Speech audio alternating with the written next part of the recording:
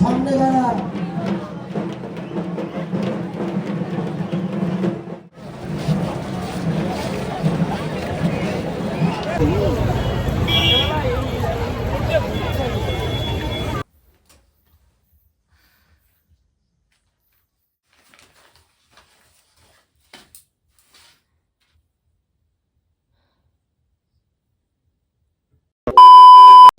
হে everyone, good morning সবাইকে। কেমন আছো তোমরা সবাই? আশা করি সবাই অনেক ভালো আছো, সুস্থ আছো। আমরাও বেশ ভালো আছি আর সুস্থ আছি। আমার নতুন একটা ভিডিওতে তোমাদের সবাইকে ওয়েলকাম জানাচ্ছি।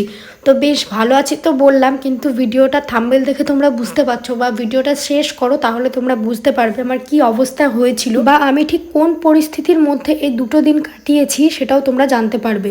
তো এইদিকে দেখো, এই ভিডিওটা ছিল যেদিন বুড়িমার বিসর্জন, সেই দিন। তো সকালবেলা আমরা চলে এসেছিলাম বুড়িমা বিসর্জন দেখতে। আগের দিন 4টে পর্যন্ত ঠাকুর দেখেছিলাম, মানে মাঝখানে কিন্তু একদিন পর আমি ভিডিওটা শ্যুট করছি। কালকে আর বেরোতে পারিনি, দাঁতে যন্ত্রণা নিয়ে ডাক্তার বাড়ি গেছিলাম। তো তার মাঝে এসে একবার ঘট বিসর্জন দেখে গেছি। কাল আমার বাড়ি চলে যাওয়ার কথা ছিল, কিন্তু এই রুটে না বাসগুলো এই পর্যন্ত আর আসছে না, যেহেতু এই যে বড় বড় প্যান্ডেল রয়েছে বিসর্জন ঠাকুরের, তো সব কিছু মিলিয়ে বাসগুলো আছে সেই গভর্নমেন্ট কলেজের মাঠে। তো সেই জন্য আরও যাইনি। আর সেকেন্ড হচ্ছে, আমার অসহ্য দাঁতে যন্ত্রণা শুরু হয়, তো ডাক্তার দেখাতে গিয়ে পুরো সন্ধ্যা লেগে গেছে। তো আজকে হচ্ছে মোটামুটি 10টার মধ্যে বুড়িমার বিসর্জন হয়ে যাবে, তারপরে আবার সেই রাতে বিসর্জন আছে, তারপর থেকে বাস চালু হয়ে যাবে। তো সেই জন্যই বাড়ি যাব। এই যে দেখো, এখন এসেছি বুড়িমা বিসর্জন দেখতে। প্রথমে সকালবেলার দিকে আসেনি, অস্মিতারা এসেছিল, আমাকেও ও ডেকেছিল, বাট আমি আসতে পারিনি, কারণ দুটো দিন আমি দাঁতে যন্ত্রণায় একটুও ঘুমাতে পারিনি। তো আজকে রাতে একটু ঘুমটা হয়েছিল, তো সেজন্যই আবার সকালবেলার দিকে আমরা আসলাম। বুড়িমা গেছিলো রাজবাড়িতে, প্রথম মাকে নিয়ে যাওয়া হয় রাজবাড়ি, তারপর ওখান থেকে এবার যাবে কদমতলা ঘাট, মানে যেখানে বিসর্জন হয়। এক এক করে সমস্ত বড় প্রতিমার বিসর্জন অলরেডি শুরু হয়ে গেছে। তো এই যে দেখো, আমি শেষে শুধু এসে বুড়িমাকেই দেখতে পেলাম। আর এই যে দেখো, এত ভিড়, মানে হাজার হাজার মানুষ। তোমরা শর্টস ভিডিওটা তো দেখতেই পেয়েছো। আর এখানে মোটামুটি আমরা 1.25 ঘন্টার কাছে ওয়েট করেছিলাম। যখন মা রাজবাড়ি যায় তখন তো দেখতে পাইনি, তারপরে এসেছি। তো এই যে দেখো, এখন যাবে হচ্ছে মানে যেখানে বিসর্জন হয় মায়ের, সেখানেই। তো চলো যাই একটু একটু করে। আমরা তো ভেবেছি যাব, কিন্তু এখানে না মা তো সাঙে করে যায়, তো হচ্ছে সাংটাকে চেঞ্জ করতে গিয়ে অনেকটা সময় চলে যায়, যার জন্য আমরা আবার ঘুরে বাড়ি চলে যাই।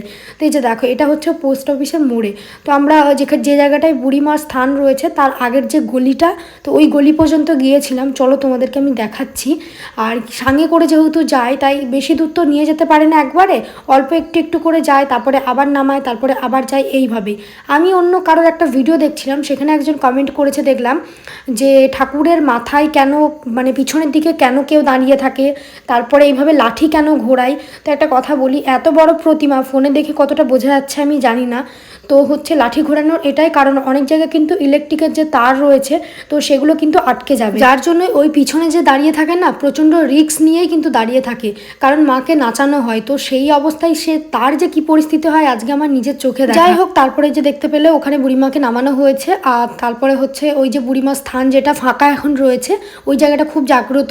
সারা বছর কিন্তু ওখানে কোনো প্রতিমা থাকে না, এমনি খালি স্থাপনা থাকে। ওখান থেকে চলে গেছিলাম হচ্ছে অস্মিতাদের বাড়ি, তারপরে খাওয়া দাওয়া করে অল্প একটু তো বেরিয়ে এসেছি বাড়ির উদ্দেশ্যে। এই যে দেখো, তারপরে এখন আমি চলে এসেছি বাড়িতে, একবারে রাত্রিবেলায় ভিডিওটা শ্যুট করছি। আর এখন আমি বসেছি খেতে। এই যে দেখো, দুটো রুটি নিয়েছি আর মিষ্টি নিয়েছি। সচরাচর তোমরা আমাকে রুটি খেতে কোনোদিনই হয়তো দেখোনি, তবে আজকে খাচ্ছি। আর নিয়েই বসেছি, ওই পর্যন্ত মা দিয়েছে, তবে আমি একটা খেয়েছি আর একটা মিষ্টি খেয়েছি। আর খেতাম না, কিন্তু এই ওষুধগুলো আমাকে খেতে হবে, যার জন্য আরোই খেতে বসা। তো দেখো, বসে পড়েছি ওষুধ নিয়ে। আর এত এত ওষুধ আমি বোধহয় আমার লাইফে ফার্স্ট টাইম খাচ্ছি। তার কারণ হচ্ছে, আমার সেভাবে জ্বর ঠান্ডা বলো বা আদার্স কোনো কিছু, মানে ভগবানের কৃপায় সেভাবে হয় না। ঠান্ডা লাগাও খুব কম, জ্বর তো আসেই না। তো মানে এটা অনেক, মানে ভগবানের কৃপা হয়তো। তো এত ওষুধ খেতে হয়েছে আমাকে লাস্ট 2 দিন। আমি তোমাদেরকে বলছি কি হয়েছে। জগদ্ধাত্রী পুজো ঠাকুর দেখে আমরা ভোর 4টের সময় বাড়ি এসেছি, তারপরে 3-4 ঘন্টা মতন ঘুমিয়েছি। 8টার সময় ঘুম থেকে উঠে দেখছি আমার প্রচণ্ড দাঁতে ব্যথা হয়ে গেছে, অটোমেটিক, জাস্ট কিচ্ছু না, কিন্তু দাঁতে কোনো খাবার ছিল না, কিছু না, তো প্রচণ্ড দাঁতে ব্যথা হয়ে গেছিলো। তারপরে হচ্ছে কি করব, ওষুধ যেমন নর্মালি খায় সেরকম আমার মাঝে মধ্যেই করে। তো এরকম ওষুধ খেলাম, কমেও গেল কিছুক্ষণ।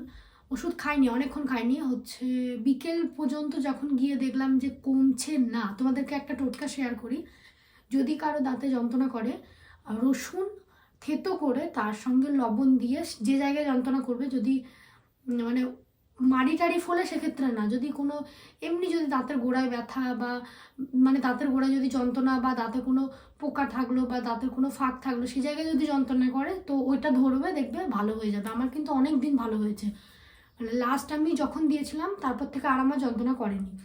তো তারপর কাল না মানে যেদিন জগদ্ধাত্রী পুজো দেখেছি তার পরের দিন, সেই দিন আমার এত যন্ত্রণা করছে, কোনো টোটকা দিয়ে ভালো হচ্ছে না।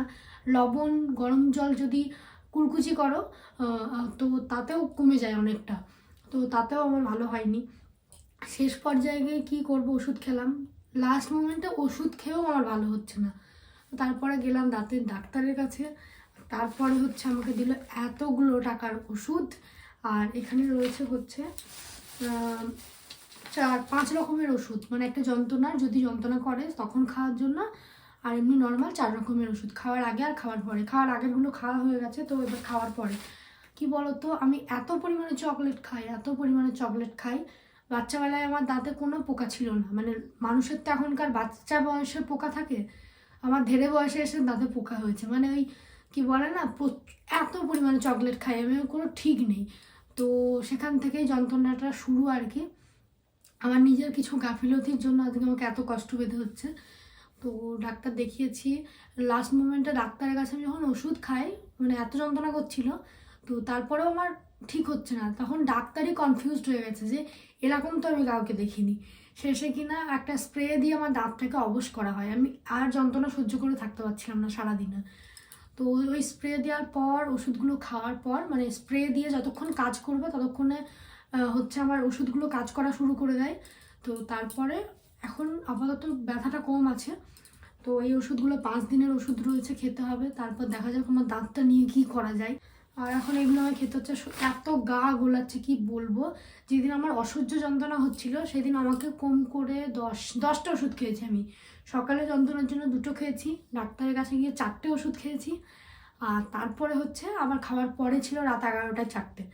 তো এতগুলো ওষুধ আমি খেয়েছি একদিনে, এখনও খেতে হবে, 2টো বাকি রয়েছে।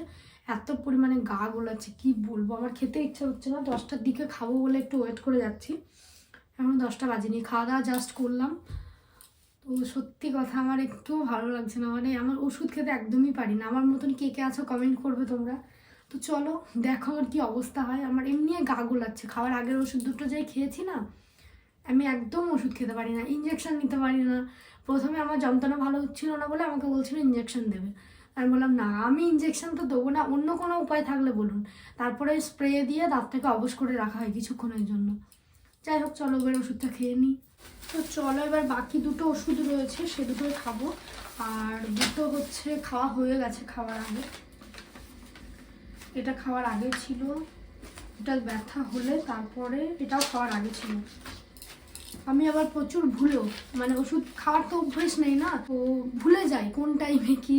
আর আগে ছোটোবেলায় জ্বর ঠান্ডা হলে হোমিওপ্যাথি খেতাম, তো এই ওষুধ তো খাওয়া আমি জাস্ট কিছু বছর আগে ধরলাম বা শিখলাম বলতে পারো, খেতামই না ওষুধ, খেতে পারতাম না। মা ঝিনুকে করে ওষুধ গুলে খাওয়াতো 1.5 বয়স পর্যন্ত, তো এখন ওই একটু পারি আর কি। এটাও খাওয়ার পরে আমি একদম ওষুধ খেতে পারি না, সত্যি বলছি আমার এত কষ্ট হয় ওষুধ খেতে হলে কি বলবো।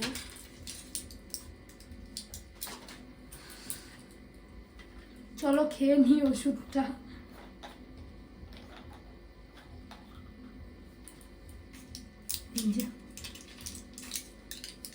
এই 2টো দিন তো আমি দাঁত নিয়ে অসহ্য যন্ত্রণা ভোগ করেছি, আর আমাকে দেওয়া হয়েছিল হাই পাওয়ারের ওষুধ, যেটা আমার শরীরে নিতে পারিনি। এতটাই হাই পাওয়ার ছিল যে হচ্ছে আমার মাথা ঘুরছিল, বমি হচ্ছিল, খেতে পারিনি। মানে এই ওষুধগুলো খাওয়ার পর থেকে আমার সারা রাত বমি হয়েছে, মানে এত কষ্ট হয়েছে কি আর বলবো। দেখো এই ওষুধ খাওয়ার পর থেকেই না আমি পুরো শুয়ে পড়েছি, মানে গা গোলাচ্ছে অতিরিক্ত, আর তার আগে থেকে, কারণ ওষুধটা ছিল প্রচণ্ড হাই পাওয়ারের। কারণ আমার যন্ত্রণাটা এত পরিমাণে করছিল যে ডাক্তার হাই পাওয়ারে ওষুধ দিয়েছিল। তো যাই হোক তারপরে আমি ওষুধ খাওয়াটা মানে আগামী কাল থেকে অফ করে দিয়েছিলাম, কারণ এই ওষুধটা খেয়ে আমি সহ্য করতে পারছিলাম না।